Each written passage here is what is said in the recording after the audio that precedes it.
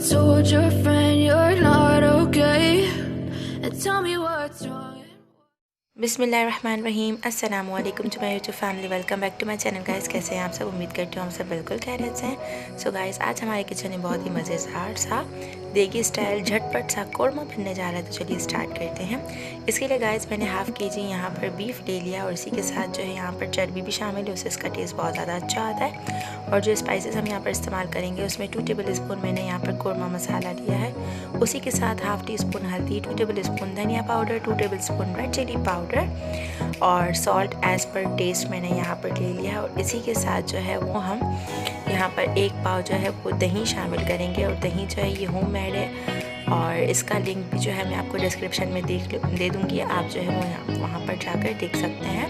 और इसी के साथ 2 टेबल स्पून मैंने यहाँ पर जिंजर गार्लिक का पेस्ट लिया है, जो कि यानी कि इस तरीके से हम यहाँ पर यूज़ करेंगे कि ये जो है बिल्कुल हाथ से जो है वो कुचला हुआ है।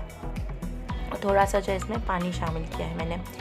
अच्छा 2 टेबल स्पून हमने ये शामिल कर दिया। और इसी के साथ जो है मैं इसमें कोरमा मसाला शामिल कर दूँगी, जो कि मैं आपको इसका इंग्रेडिएंट्स जो है वो बता चुकी हूँ। और इसी के साथ जो है हम इसमें दही शामिल कर इसे अच्छे से मिक्स कर देंगे। और मिक्स करने के बाद जो है वो मैं इसे 3 घंटे के लिए मैरिनेट करने के लिए रख दूँगी। आप चाहें तो इसे ओवरनाइट भी रख सकते हैं, क्योंकि ओवरनाइट मैरिनेट करने से इसका जायका जो है वो बहुत ही ज़्यादा अच्छा आता है। लेकिन मेरे पास यहाँ पर टाइम कम था, तो इसलिए मैंने जो है इसे 3 घंटे जो है वो मैरिनेट करने के लिए रख दिया था।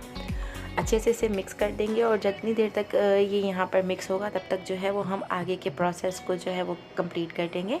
गाइस मैंने यहाँ पर जो है वो हाफ़ केजी बीफ के अंदर 1 पाव दही का इस्तेमाल किया है। इस मेजरमेंट को जो आप याद रखिएगा, क्योंकि कोरमे के अंदर जितना ज़्यादा हम दही का इस्तेमाल करते हैं उतना ही ज़्यादा इसका टेस्ट जो है वो अच्छा आता है।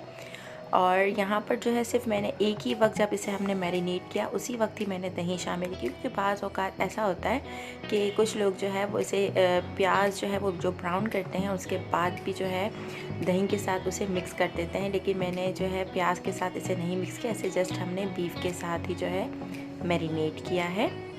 इसके बाद गाइस हम यहाँ पर क्या करेंगे कि मैंने यहाँ पर 4 मीडियम साइज़ की जो है वो अनियन ले ली थी और इसे मैंने स्लाइसली कट कर लिया था। तो सबसे पहले हम यहाँ पर जो है अनियन को फ्राई करेंगे। जी गाइस यहाँ पर जो है वो मैंने ऑयल और घी दोनों को जो है वो हीट अप कर लिया है। और जैसे ही गर्म हो गया तो मैं इसमें प्याज को जो है वो शामिल कर दूँगी। प्याज को फ्राई करने के बाद गाइस हमें यहाँ पर क्या करना है, मैंने यहाँ पर जो है वो 3 टमाटर लिए थे, तो टमाटर और प्याज इन दोनों को जो है वो मैंने कंबाइन कर यहाँ पर जो है वो मिक्स कर पीस लिया। और पीसने के बाद यहाँ पर मैंने कुछ गरम मसाले लिए हैं, जिसमें ज़ीरा, काली मिर्च, लौंग और हरी इलायची है।